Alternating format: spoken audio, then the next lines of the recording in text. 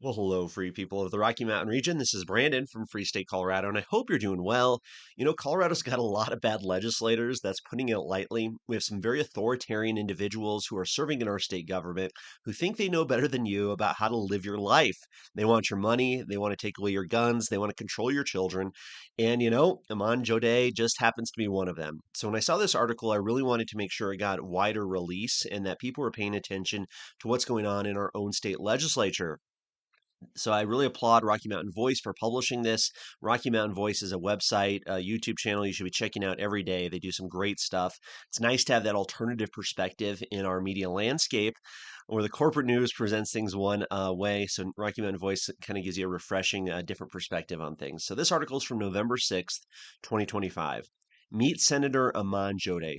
Zohran Mandami's Radical Colorado counterpart. Now that Zohan guy, of course, is the new mayor of New York, radical Marxist. This is her right in the middle here with her name tag. You can see the little Colorado State Senator name tag, the microphone, but that's her right there, and we'll see more about her in a minute. But this guy is Anaf Kalam. Apparently, he lives here in Colorado, writes a lot on threats from Islamist extremists, and he's got this guest commentary in the Rocky Mountain Voice. So let's see what he has to say. New York City has inflicted Zohran Mandami on itself, the socialist assemblyman who parlayed his anti Israel bile and Islamist sympathies into the mayoralty, all while whining about racist attacks from those who dare call out his jihadist flirtations.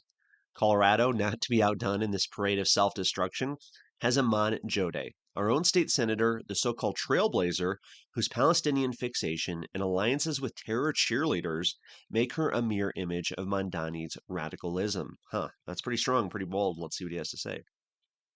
Both peddle the same poison, elevating Hamas's narrative over facts, hobnobbing with anti Semites and stoking divisions that rot the body politic. Now, with Mandani's win and the progressive purge of Aurora's city council, race baiting activists like Ali Jackson narrowly booting out realists like Danielle Jurinsky and Amsula Casa, the left crows victory. But this isn't progress, it's the mainstreaming of fanaticism. Huh, interesting. Joday's pro-Islamist credentials stretch back years, a sordid trail of alliances with hate mongers and terror apologists that betray her oath to serve all Coloradans. Sold initially as a pragmatic reformer for Aurora's crumbling suburbs, she's morphed into a mouthpiece for radical networks, her bridge building leading straight to the swamps of pro-Islamist ideology. The capstone was her starring role at the 2025 Albury Society Convention in Denver's Marriott Tech Center over Labor Day weekend, August 29th to September 1st. A venue of corporate tedium turned into a cauldron of anti Semitic venom and pro Hamas agitprop. Wow.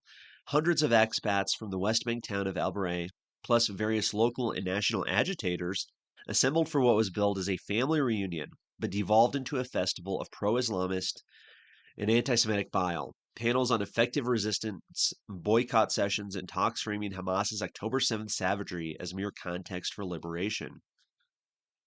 Jodeh, the Aurora Democrat, took the stage among Kiefas and watermelon icons, preaching about amplifying Palestinian voices in power and vowing loyalty to the narrative of endless grievance on her panel alongside the disgraced Linda Sarsour. The crowd, flaunting maps that erase Israel, erupted in cheers.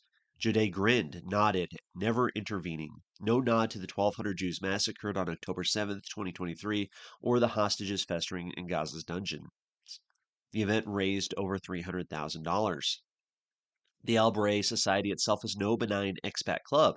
It's a Florida based nonprofit of Palestinian elites that denies Israel's right to exist and functions as a conduit for militancy. The Society's namesake town, Al Baray in the West Bank, is a Hamas hotbed. Interesting stuff. I won't necessarily read every single thing here. You can check it out. Of course, links at Free State, Colorado. But nonetheless, you can see some of the individuals there definitely raising some concerns among people who are really worried about the state of Islamic extremism, even here in our own state of Colorado, and of course, all this anti Semitism that we're seeing coming from the left.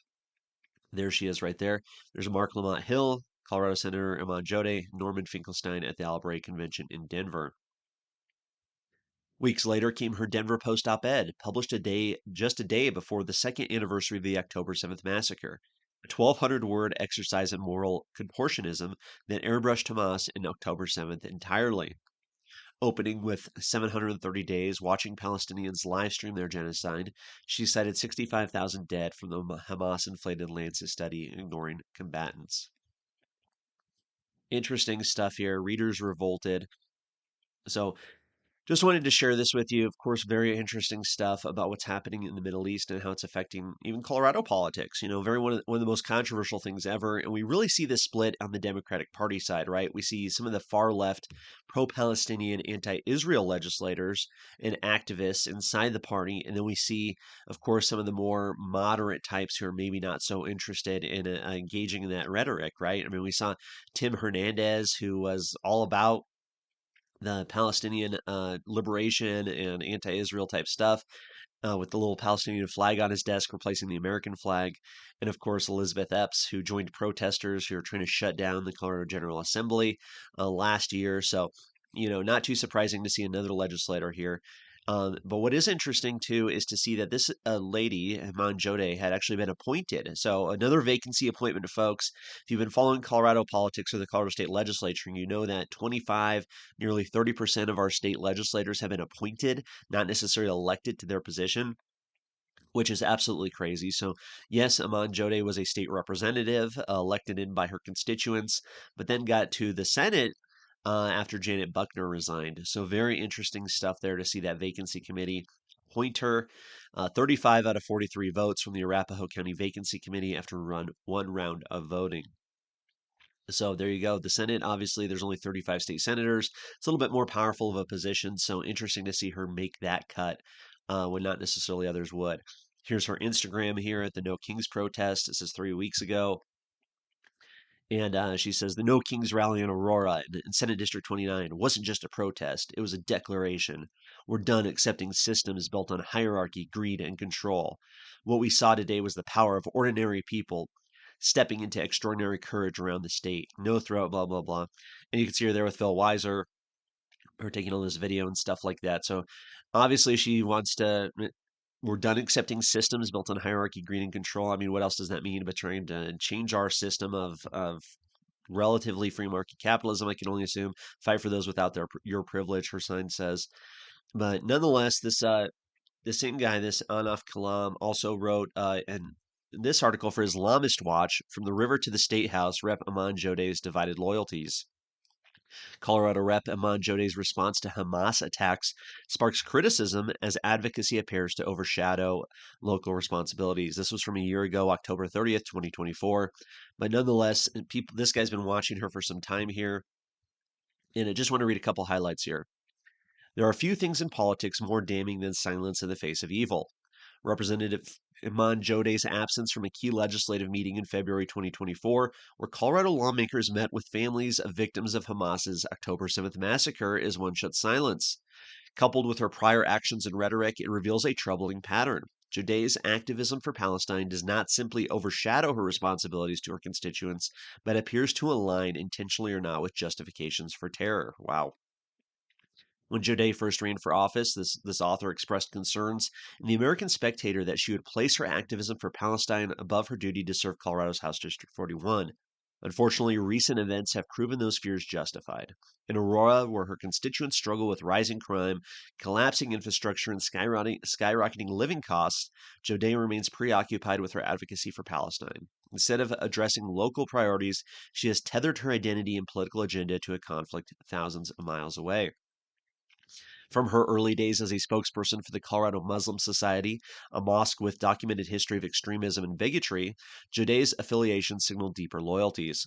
CMS leaders have repeatedly preached homophobia, misogyny, and violent interpretations of Islamic law. Despite her public image as a progressive, Jodeh has neither disavowed these associations nor explained her connections to the Colorado Muslim Society in the wake of these incidents. So I think this is interesting stuff for sure. It's something to pay attention to. You got to make your own decisions, of course. Read through if you're interested and really understand this lady who's down in our state legislature. Of course, we've seen her down there. Promoting this World Hijab Day. This is articles from February 1st, 2025, how Colorado State Senator Iman Jodeh is welcoming others to celebrate World Hijab Day. And nothing against, right? People celebrating their heritage. their history, their cultural identity. But at the same time, of course, this did concern several people who saw this as, something that maybe is not necessarily beneficial to women, generally speaking, right? So you can read through that, a very interesting stuff here about the World Hijab Day, and then you can see a lot of other women, and then also Brianna Titone, excuse me, down there at the state legislature. But really, one of the big things we got to look at her bills, right? It's one thing to say, okay, Iman Jodeh is a radical. She's not great on a lot of things. That's fine. You can say those things, but let's look at her actual positions. Look at her votes. I mean, that really tells you what you need to know, right? If you guys aren't familiar with Liberty Scorecard, amazing organization. They track all 100 legislators every year. They track almost every bill that goes through the state capitol. They rate it based on liberty principles, private property, free markets, that types of things, individual liberty. And I got to tell you, Iman Jodeh is one of the worst ones down there for sure. She's got a 13 lifetime score. Now, this is out of 100, folks. Like, there's legislators down there who have like 50 and 60 who are still failing. She's got 13. So definitely the bottom of the barrel. A 2025 score of 14. One of the worst, consistently voting against our liberty, against our property rights, against the rights of business owners to operate and to hire people. And of course, wants to do everything possible to increase government control over our lives. These are some of her bills. You may remember this bill from last year, firearm liability insurance requirement.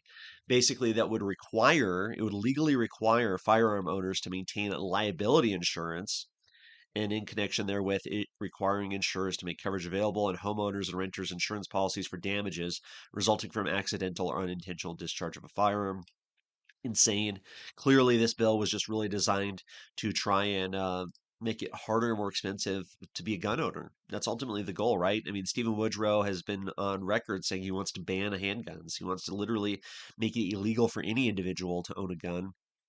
And you see him on Jodeh right there with him, right? You got Chris Hansen too. Gosh, um, here's Senate Bill 169 from this year. All the controversy over SNAP.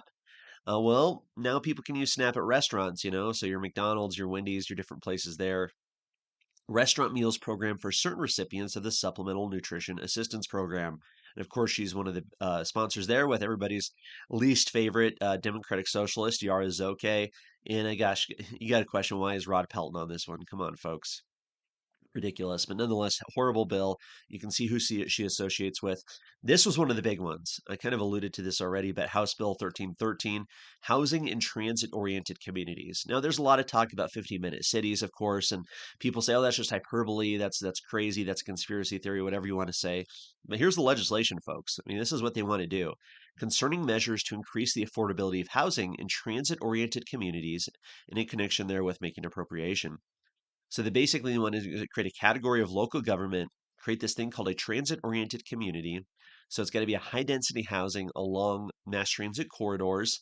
And then the idea is they're going to require transit-oriented communities to meet these housing opportunity goals, making municipalities across the state adopt these things so that way, everybody can be herded into these big apartment buildings with no parking requirements, no green grass, blue skies. You know how that goes. Horrible bill. Of course, the governor Jared Polis agreed with it.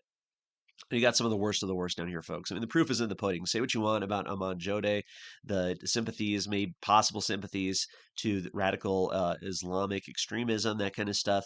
But nonetheless, it's indisputed how bad of a legislator she is. Senate Bill 23213, land use. This was another one. Dominic Moreno, Iman Jodeh, Stephen Woodrow. She's on a lot of bills with Stephen Woodrow, but this bill actually did fail, thankfully. But absolutely horrible bill. Just to give you a quick breakdown of this, um, require DOLA, the Department of Local Affairs, to adopt model codes to increase high density housing options and to create methodologies for assessing and planning for residential housing needs. Local governments would have been required to adopt model codes or develop new zoning and building codes meeting minimum standards. So basically, they want to force high density housing in communities that don't want it. We've seen this fight erupt with home rule cities suing the state government earlier this year. And I mean, she's part of this. She's part of this agenda, part of this extremism. Definitely has no place in our state government. But I really wanted to make sure you were aware of this. This is a very interesting information. And, regardless of what you end up thinking after reading this article, I do encourage you to read it and really understand kind of the state of some of our Colorado legislators and what's happening down there because The Democrats really have to reckon with a lot of the anti-Israel members of their caucus, a lot of the issues that are happening there. There's some definitely extremism that's festering within the Colorado Democratic Party, and that's something that needs to be paid attention to. So, really appreciate you joining me today. Look forward to talking to you again soon. Take care.